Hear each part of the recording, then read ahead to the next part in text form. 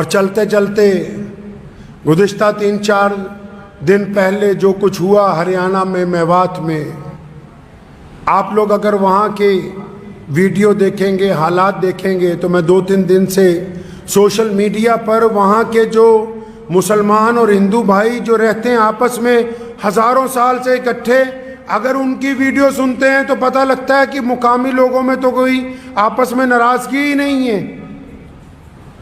और अगर social media वालों को देख लेंगे या आजकल जो बड़े बड़े मीडिया घराने उनमें से कुछ को देख लेंगे, तो पहले रवाज होता था कि कई बार 2 लोग आपस में नाराज़ होते थे तो तीसरा सुलह कराने आता था।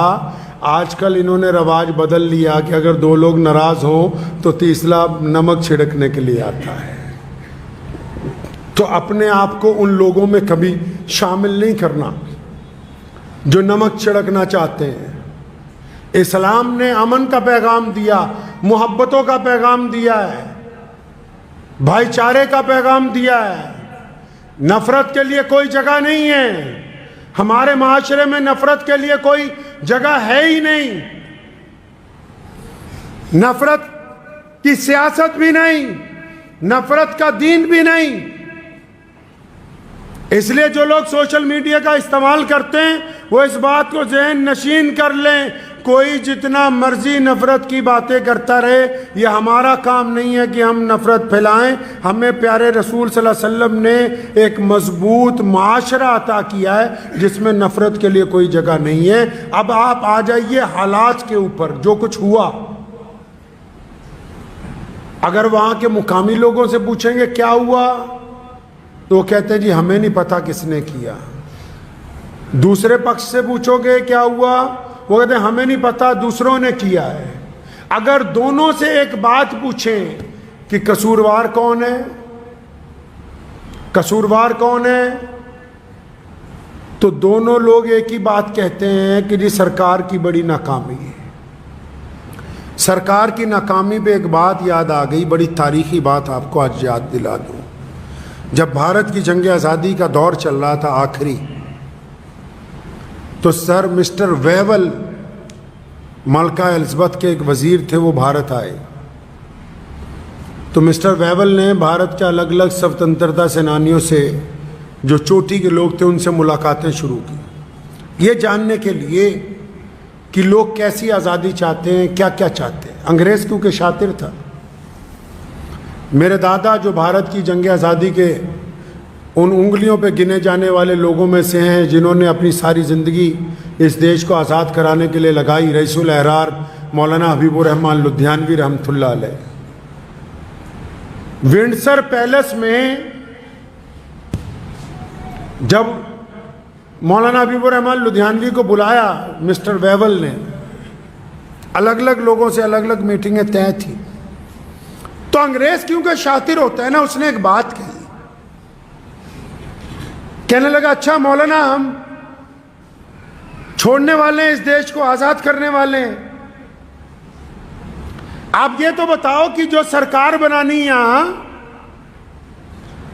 जो निजाम बनाना है, तो सरकार का धर्म कौन सा होगा, सरकार का मजहब क्या होगा?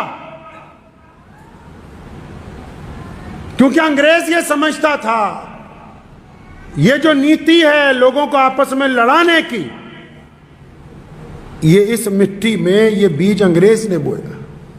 अंग्रेज ये समझता था कि भारत का इतना बड़ा मौलवी है,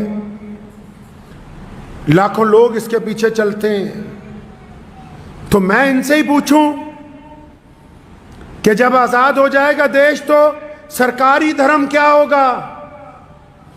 और अंग्रेज ये समझता था क्योंकि मौलाना तो मुसलमान है, तो ये कहेंगे कि भाई सरकारी धर्म तो इस्लाम होना चाहिए।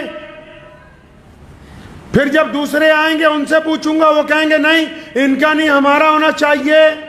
तो उस वक्त रईसुल अहरार मौलाना हबीबुर रहमान लुधियानवी रहमतुल्लाह अलैह ने जो तारीखी बात कही, वो आज की सरकारों को बताना चाहता हूँ। और फरमाया मिस्टर वेवल, इस्लाम ने हमें ये समझाया है, हमारे मज़हब ने हमें ये समझाया है कि जो सरकार होती है ना, जो हुकूमत होती है, उसका जो काजी होता है, उसका जो जज होता है, उसका जो कमिश्नर होता है, उसका जो डिप्टी कमिश्नर होता है, उसमें जो एसपी होता है, उसमें जो वजीर दाखिला होता है, उसमें जो मुख्यमंत्री होता है, उसमें जो प्रधानमंत्री होता है, उसमें जितने बड़े बड़े ओहदेदार होते हैं जो सरकार की कुर्सी पर बैठ जाते हैं, तो कहा था कि मिस्टर वेवल तुम्हें गलतफहमी हो गई, तुम ये समझते हो कि मैं ये कहने वाला हूं कि सरकार का धर्म इस्लाम होगा। फरमाया सुनो, हमारे दीन ने हमें यह समझाया कि जब कोई भी आदमी सरकार की कुर्सी पर बैठता है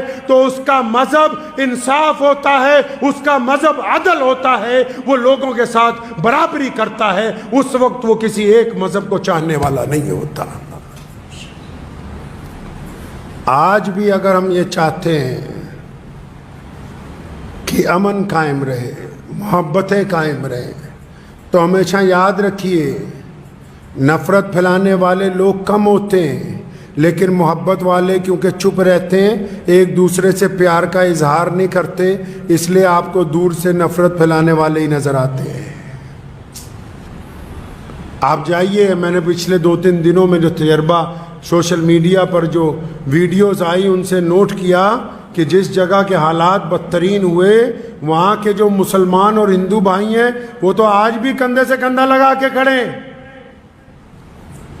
सरकार को कहना चाहता हूँ कि नाकामी किसी की नहीं होती, नाकामी हुकूमत की हुआ करती है। और ये जो सबक दिया स्वतंत्रता सेनानियों ने कि जो सरकार है, सरकार का धर्म लोगों के लिए बराबरी के साथ अमन को कायम करना, शांति को कायम करना, उनके लिए अच्छी सहूलतें रखना, अगर हम बराबरी को कायम रखेंगे तो फिर कोई भी आदमी गुस्ताखी नहीं करेगा।